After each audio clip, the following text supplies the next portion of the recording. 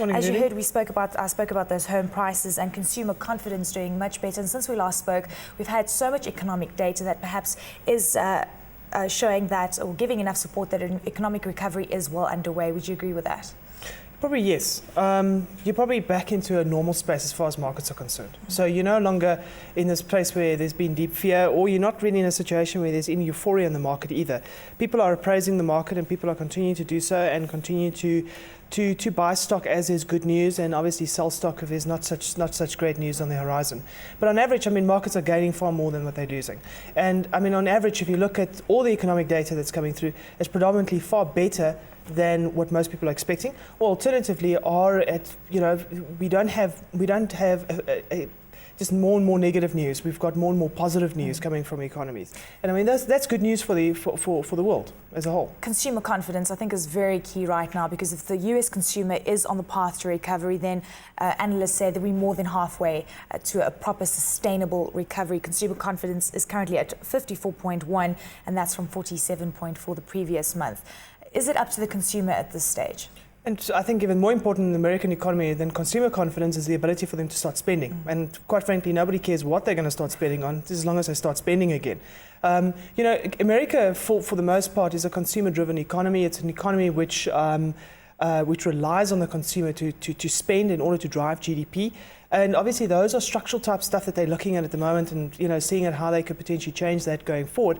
But that's how that economy is structured today, and you need to have that confidence spilling over and having people start spending. And that's part of the reason why that government is trying to get people to spend by putting money in their pockets, by saying to them, trade in your old automobile, and we'll give you some cash for that. Also, obviously, yeah, absolutely. I mean, it's obviously because they also own most of the automakers as well. They want to try and see if they can make some money out of it. But those are big reasons why that economy is being filled with cash, so that the consumer can start spending again. Taking a look at the GDP that came out of Japan, the first positive number in 5 quarters, showing growth of 0.9%. Let's just compare it to the likes of South Africa, where we're still quite deeply entrenched in a recession, a contraction of 3%. Are you concerned about the rate of recovery here in South Africa, and of course the state of the South African consumer at this stage? I think that the South African consumer is one thing that we don't have to be concerned about. And I think the South African picture is probably something that we should be least concerned about. The Japanese economy is a very, very different state to what the South African economy is. They've gone through literally a decade of no growth, or very, very, very low growth. And you'll probably find that when they talk about growth numbers as far as the Japanese economy looks, and they forecast those numbers, they talk about very, very anemic growth. Whereas the South African economy, you're looking at growth numbers that we're trying to get to like 6% per annum. So not really too concerned about the South African economy. I think as soon as the resource cycle starts ticking again, and we start seeing earnings through from the resource companies, it'll start trickling through into the consumer base, and you'll start seeing the consumer economy start turning again. I'd like to compare the South African equity market to the rest of the emerging markets out there. We have underperformed our counterparts, but we've got to appreciate that we didn't go down as badly as everyone else. In terms of the equity front, do you think that we perhaps might see more downside here in South Africa, given that the earnings outlook, and we've seen quite a lot of earnings from big corporates out there saying that the second half of this year still doesn't look that good, and recovery is only really in sight well into next year? And that gives a buying opportunity.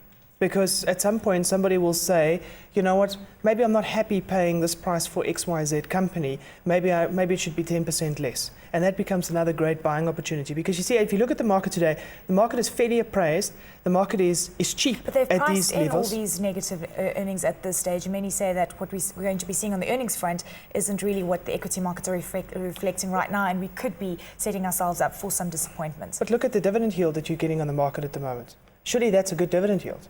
Should he sitting at 3.5, 3.6, 3.7%? That's a good yield to sit at. And if you normalize that and you start pricing in that these companies in future could actually be making more money, and you don't have to be a rocket scientist to do that. You just have to put in a little bit extra. You're probably sitting at a dividend yield of 4.5%. So all of a sudden that starts looking very, very attractive if you're buying stocks from these levels. Obviously, if companies are going to make no money going forward and earnings are going to just be flat or alternatively down, obviously then today's market looks expensive relative to that, but that's certainly not going to be the case. Companies make money. That's how they survive. If they don't make money, then they delist and they go and they farm or they do something else. We've had a lot of volatility on the global markets and of course here in South Africa as well, and it's all about the day traders trying to make ends meet in a way, trying to recoup some of the losses that they've seen, but it is all about holding stocks for a long period of time, and this is going to then eradicate the volatility that we've seen over the past period. I mean, that's the biggest thing for me in the market at the moment, is because we can argue about, is there value in the market, isn't there value in the market, and I mean there's value in the market. And if you're not prepared to buy the market as a whole, you're prepared to buy specific stocks in the market where there's value opportunities. But the big thing that one has to think about is the time that one has to spend in the markets. It's pointless buying stocks and getting out of the whim, because most guys that bought in the March lows, some of those stocks are up over 100% and you've made huge gains already. The question is, how long do you hold these stocks for? And usually when you want to do business in the stock market, it's like owning a business, and one has to do that at least for half a decade to 10 years. Buy stock and own them, and continue to buy them as they continue to do well and appraise earnings, because nobody really knows what the earnings are going to look like for a business like Billiton or PHP Billiton 10 years hence. We know it's going to be up, but we don't know to what degree.